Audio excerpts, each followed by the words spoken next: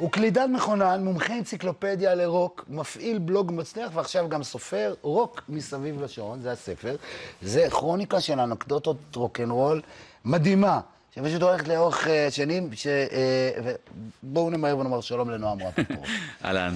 טוב, אני מכיר אותך דרך, גם שהיית, כשניגנת, קלידן, כמו שאמרת, וגם אתה מפעיל את אחד מעמודי הפייסבוק האהובים עליי ועל הבן שלי יוחאי, שנקרא קרוב לקצה, וזה עוסק ברוק קלאסי, זאת אומרת, בלהקות, ביטלס, לד זפלין, דהו, פינק פלויד וכולי, ומביא סיפורים מדהימים עליהם. כן.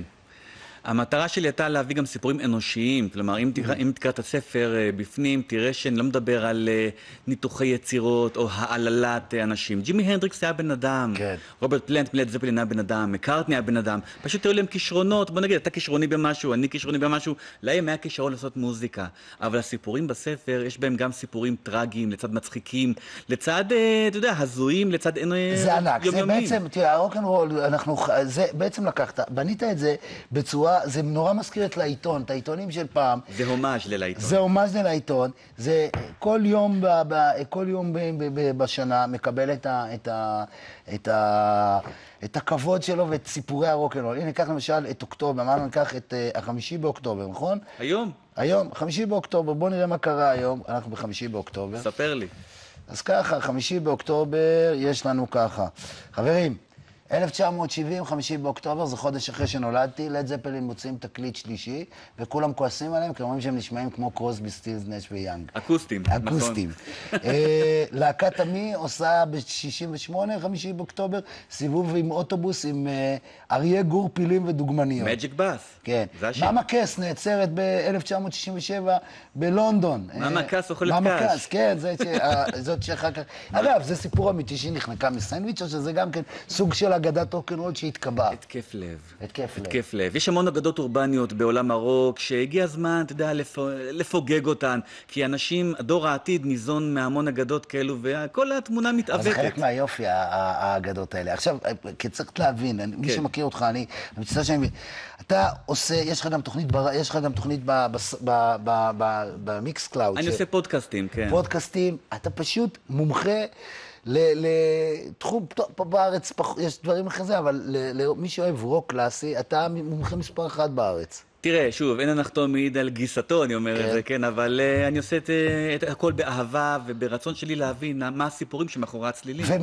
ויש לזה, תשמע, אני אוהב, אתה, נגיד ההרצאות שלך, אתה נותן הרצאות, מגיעים אנשים, רוצים לשמוע? יש ביקוש אדיר לדבר הזה, יש נהירה, גם נוסטלגיה מצד אחד, לתקליטים של פעם, אבל גם הרצון של אנשים להבין מה באמת הסיפורים שמאחוריהם הצלילים שהם שמעו כל החיים שלהם. זה מצחיק, בחרת בכוונה בשמות, כמו שהיו קוראים להם בארץ. נכון. המספרים הגבוהים, ואת השמות... כי בעיתונים של פעם נהגו תמיד לתרגם את שמות השירים, שמות הלהקות, אז הלכתי לפי ממש התרגום שהיה פעם.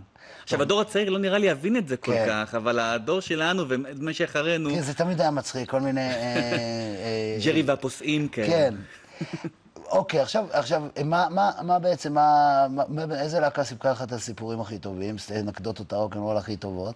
תשמע, אני לא יכול לבחור ממש, אני יכול להגיד משהו שמרגש אותי באופן אישי, שמצאתי פה דבר שבארץ לא ידעו עליו, שלהקת הצ'רצ'ילים, הידועה שלנו, עשתה למעשה 2 הופעות מול תזמורת פילהרמונית, בזמן שכולם אמרו שהייתה הופעה אחת. עכשיו, מצאתי את התאריכים האמיתיים, המקוריים של ההופעות האלו, ומה שקרה מאחוריהן, וזה הכל מסופר פה בספר הזה.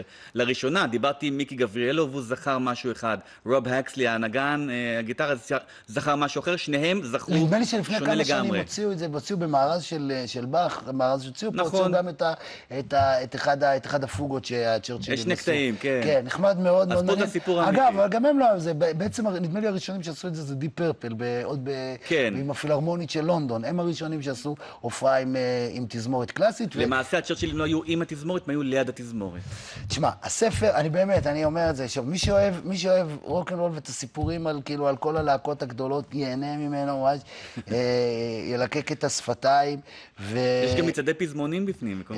יש פה ממש את כל הסיפורים, את כל הסיפורי... פרסומות אמיתיות מפעם גם. כאילו, ולא, לאו דווקא, אין פה ביקורות כאלה מייבשות, יש פה את הסיפורים, וגם פרסומות, למשל, אם אתם מחפשים לקנות טלוויזיה צבעונית בגודל של 22 אינץ' גדולה כזאת, שכל הבית תיכנס לסלון, אז תוכלו למצוא פה את החנות שמכרה את זה אז.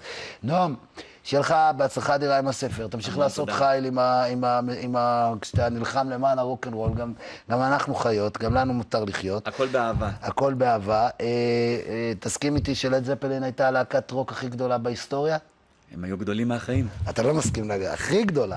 טוב, נועם רפפורט, תודה רבה לך, ותודה גם לכם שהייתם איתנו בערב חדש של החינוכית. תודה ללידן שתרגמה אותנו בשפת הסימנים. מחר היו כאן שרה בק ועידן קבלר, ועד אז ערב טוב.